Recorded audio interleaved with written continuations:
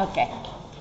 So basically, when we look at Gaap, Gaap differs from each country. Ne? So the Gaap we use in South Africa is different from the Gaap in America, but certain things will overlap. So we decide what is the accounting principles that we think very necessary in our country. Okay, and you will see we're going to learn them. The first one, some of them you already actually know. So if you look here, can you see they talk here the materiality principle. So this one you don't know. But the materiality principle is about the following. The word material means, is it important for you to know? Now, who are you?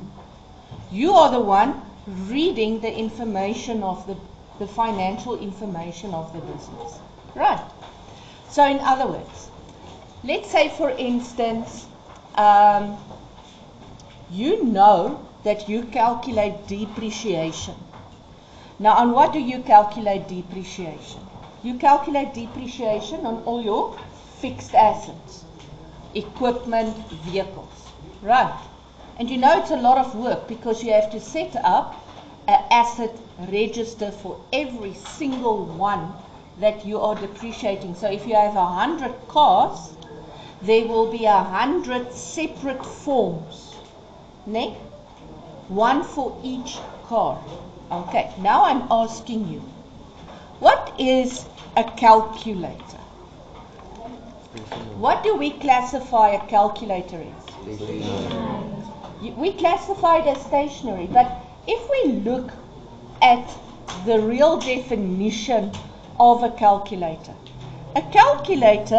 if I look at this, is actually a fixed asset. It's actually equipment. Because what is the definition? It's something I'm going to use over and over and over again. It doesn't, it may lose a little value because of wear and tear, but I can use it. You know, some people I know that's old like me still have their school calculators. They're still using that. So, and you know what? If I give it away or if I sell it to someone else, I'll still be able to get money for it because it's still useful. So actually this is a fixed asset. But in accounting, we do not show a calculator as a fixed asset. We show it as stationary. Why? Because it's not material for me to depreciate this. This calculator I bought for 120 Rand. Now if I predict how long is this calculator going to last me, it's going to last me at least 20 years if I look after it. So if I depreciate it over 20 years, can you see it would be like 12 Rand every year, which is not material. If you compare it, let's say we are doing the books of the factory for Coca-Cola. Ne? Now can you imagine how much the machinery in that factory costs? It's millions and millions of rands. Can you see that the bookkeeper's calculator is not material to depreciate if you compare it with the machinery of millions of rands? So that's a principle. Now when they test this, they will always, what they do is they will give you a little scenario and you have to say what principle is this. So now if you look at this, here they say, so this is another example, but usually materiality would be something like, why don't I show the kettle as equipment? Oh, because it's not material. It's not expensive enough. Okay? So if I look, for instance, here also, once there was this guy who's he was an external auditor, and he had to go and audit the farmer who provides all the red meat to Spar. Now that farmer is a millionaire. Ne? So now, can you imagine how many cows that farmer has? Quite a lot. So now what does the auditor do? What does the auditor do? They check if things are in place. They check if the books correlate with what happens in reality. So in other words, if the farmer says he's got 1 million cows, the auditor needs to go count the cows and make sure that there is 1 million cows. You get what I'm saying? So he needs to verify the financial information. Now, do you think it's possible to go and count 1 million cows? No. So what they do is they do a little algorithm. They do a little sum. You know that cows get dipped. Have you heard about that? So basically, to prevent them getting all kinds of diseases through ticks and fleas and stuff like that, they dip them in, it's a poison for the ticks and fleas. So how it literally works, it's like, there'll be like an aisle, né? And there'll be like a dip there with liquid in there, né? That the cow needs to basically go through and be covered with. So now they have 2 gates. So they have a gate here to keep the other cow. So this cow first go in, get dipped, go out the other gate. So now what they do is they do a little sum where they calculate how long does it take a cow to go through there. And they say, oh, it takes 2 minutes to dip 10 cows, for instance. So then, what do? They go look, how long does it take for the dipping process? From cow 1 till cow last. Ne? Now they time and they say, oh, it took 7 hours to dip all the cows. So they say 7 divided 2 minutes, what? It gives me so many cows. Okay, now let's say with that sum, they get to an amount of 972,000 cows. Ne? Can you see it's not 1 million? But they will say it's close enough, remember, because they didn't count one by one, but it's close enough so it's not a material mistake. Do you get what it means? Okay, so it's close enough for them to say this farmer's books is up to date. Right. But if the farmer says he's got 7 trucks, ne? And I go out and I see, oh, there's only 5 trucks. So there's 2 trucks missing. It's not out on a mission. It's just not there. Is that a material mistake?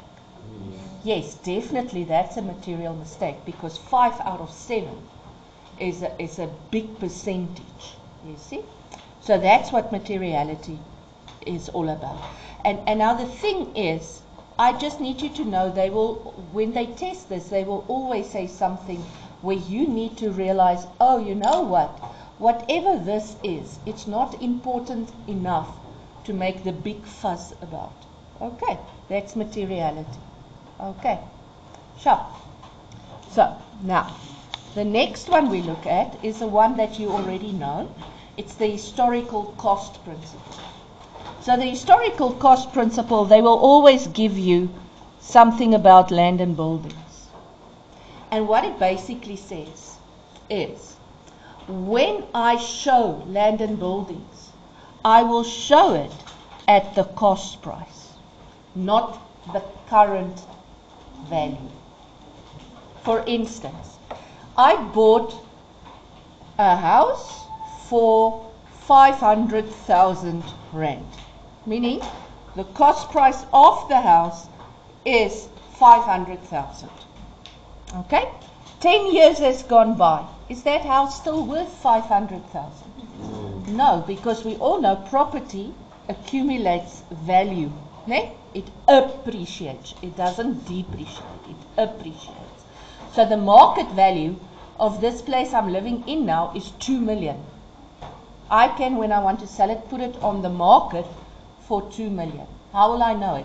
I'll get someone out to make an estimation. Ne? Okay, so now when I do my books, I do note 3. Am I going to show the land and buildings at 500,000 or at 2 million? 500,000. I will show it at 500,000 because that's what I paid for it. Yes, it might be worth 2 million, but have I sold it for 2 million? No. I can't say for sure I'm going to sell it for 2 million. You hear me? You can make a little note under the fixed asset note that says this market value is 2 million. But in your books, you recorded 500,000. So you record it at the price you bought it at. The history. Okay, you look at the historical price. Okay. The next one is my business entity principle. You've been doing this since grade 8. Basically, you keep the bank accounts of the owner separate, from the business. So in other words, if the owner wins the lottery in his personal capacity, we are not going to show that as income for the business. When will I show it as an income for the business? If he gives it to us, he gives it to us as capital or he gives it to us as a donation. But if he doesn't give it to the business, what is the big thing here that is definitely always a business entity principle? What is that one word we taught you in grade 8 when we said, when the owner gives money, it's called capital. If he takes something, it's called drawings. So drawings is your very important thing here. Is it unethical for the owner to take money or goods from the business? In principle, no, because it's the business entity principle will tell me it's not unethical if he shows it as drawings. It will be unethical if he just takes it. He doesn't show it as drawings. Okay. So everybody still fine with these principles? So now, the next one they call the matching and accrual. I do not understand why it's not two separate things, because they are actually different. Okay. So the accrual one means I match the income or the expense with the financial year. Right? In other words, this is what we've been doing. I made the telephone expense in December. I haven't paid it yet. So I call it accrued expense. I add it to the telephone I already paid, and I add it as my total expense. So that's the accrual principle. So it's all my adjustments. Okay? I match the income and expense to this financial year. Okay? The matching one is about the income and expense must be together. In other words, if I have an income, I must show the expense I made to get the income in the same statement. Now the first one we think about is sales and cost of sales. I show them together. My income is sales, but I had to buy stock to get sales. So the cost of sales is going to make that income less. Another example would be, for instance, if I have a function at school and people need to pay gate money, so that's income for me, but my expense that goes with that is I maybe give each one who comes in, I had to print the tickets, so that was printing costs. Okay. Here they give the example, if a debtor pays the account, the discount must be recorded at the same time. I can't show this discount next year. I have to show it this year. The same with the sales and cost of sales. I can't show the sales this year and then next year shows the cost of sales going with it.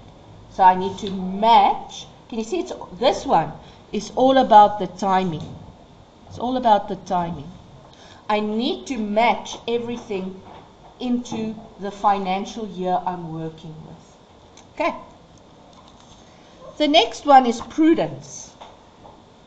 So prudence, I don't know if you know what the word prudence means. Prudence means to be conservative. And you can see there's the word. To be prudent means you're conservative. It doesn't mean you're old-fashioned. Okay? A lot of people think if you are conservative, you're old-fashioned. It's not that. If you're conservative, it means that you would rather not spend money now, because you don't know what's going to happen later. That's being conservative. Let me give you an example. Let's say I found out that my bookkeeper was stealing money from me. What am I going to do? I am firstly going to go and I'm going to write off the money he stole. I'm going to take it out of my books. Does it mean he's now off the hook? No, I'm still going to follow up. I'm still going to make a police claim. I'm still going to fire him. All of that. But in my books, I took the conservative way of writing it off because I do not know if I'm going to get the money back. You see? So if I do get the money back, that would be wonderful. But I assume I'm not going to get it back. Can you see? You are a little bit more glass half full, than totally full. What's that thing again? Half full, half empty? Yeah. I would rather see it's half empty than half full. That's prudence. Okay? Another example here is things we've done. It's bad debt. I will rather, after 3 months, write off this debtor's debt in my books. Am I going to phone him and tell him, oh, I wrote off your debt? No, he's not going to know because why? I struggle to get hold of him. So, that's why I'm writing off his debt, because in my books, I do not want to show him as an asset. Remember, a debtor is an asset. So if this guy, I would rather not show him and get money later than show him and keep making and overstate my assets. What's another one that you think that makes the value of something less? We can think of another thing. Depreciation. So depreciation is also a prudence principle. So in other words, if I show equipment and vehicles in the balance sheet, do I show it at the original cost price or do I show it at the carry value? The carry value. And the carry value is depreciated. It's less than what I paid for it. Why? Because it's losing value, and when I'm going to sell it, I'm not going to get what I paid for it. Okay, so that's prudence. Can you see already I have materiality, historical, business entity, matching, prudence. Now let's see the last two. I think there's still two, yeah. So there's 7 principles. So the first one here is going to say going concern. Now going concern means I'm going to show the trading stock at the value I bought it, not the value I'm going to get it next year. I'm going to show my debtors control. I'm not going to close it off and force all debtors to pay me before the year ends. Why? Because I assume the business is going to continue next year, right? So, how much are they going to be worth next year? I will show in my books. I'm not saying they're worth nothing. Okay, so they say here, assets are recorded in the balance sheet with the assumption that the entity meaning the business, will continue to operate in the foreseeable future. So I keep showing things in my balance sheet because I assume tomorrow the business is continuing. I'm not closing off. Okay. If the business suddenly closes down, the assets will be valued lower than the value in the books. So in other words, the going concern would be, this is what I paid for it.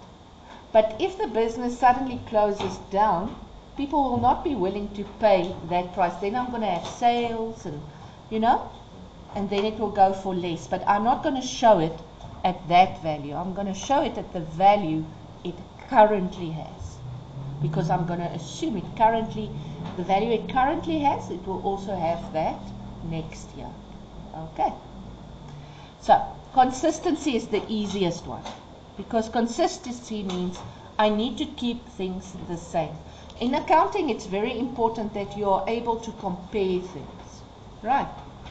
So, in other words, if I start depreciating this vehicle at 20% on cost, I cannot next year decide to make it 10% or to suddenly make a diminishing balance. Can't do that.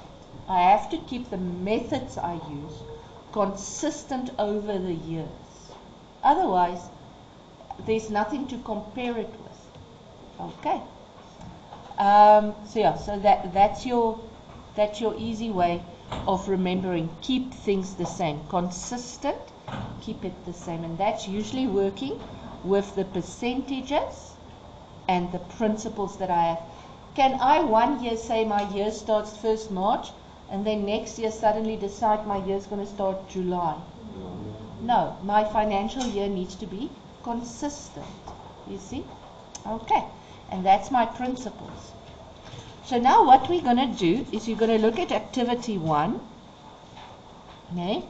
And I want you to quickly, I'm going to look at the words here. So if I look at business entity, I'm looking for a thing that's going to talk about the owner and the business separate. If I look at historic, I'm going to look for land and buildings.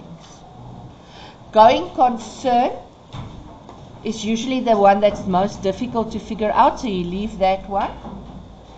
Matching, you're going to look for, you want either income and expense together, or you want a accrued, or you want, but it's all to do with time. Prudence, I'm going to look for bad debt or depreciation. Materiality, you're going to look for something like that's very small compared to the rest. Consistency, things need to be the same. So let's look. Stock is valued at the diminishing balance method, and any changes must be disclosed. How can stock be valued at the diminishing balance method? This doesn't make sense. So,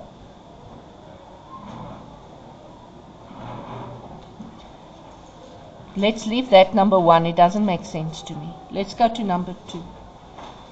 Provision for bad debts is taken into account at the financial statements. So what is provision for bad debts? Prudence. Nee, can you see that's E. Cleaning material of 15 Rand is shown as part of sundry expenses. Can you see it's a small part of a whole? So that's going to be materiality. The owner of the business wins 2,000. This is not shown in our income statement. Business entity. Can you see that's always the easy one, eh? When a creditor account is being settled, discount should be recorded at the same time. You see time? It's matching, eh? Land and buildings are shown in the balance sheet at 500,000, although the market value is 800. Historic, ne? Can you see this is the easy ones? Equipment is shown in the balance sheet at 100,000, but the business would only get 60,000 if the equipment were to be sold on auction the next day. That's your going concern. So this one here is going with what? We have A, B, C, D, E, F, G, consistency. So I would rather say here, just change this transaction. You will just say equipment will be depreciated at 10% on cost yearly. That would be G. Okay. You don't value stock at diminishing balance. That's a lie, and I don't know why they lied to us. Okay. So this is how they will give it to you. It will always be 9 out of 10 times they give it to you like this, where you need to match it, or they will ask you, they will give you a little case study and say which Gaap principle is applicable. Okay. So let's quickly see what else is going on.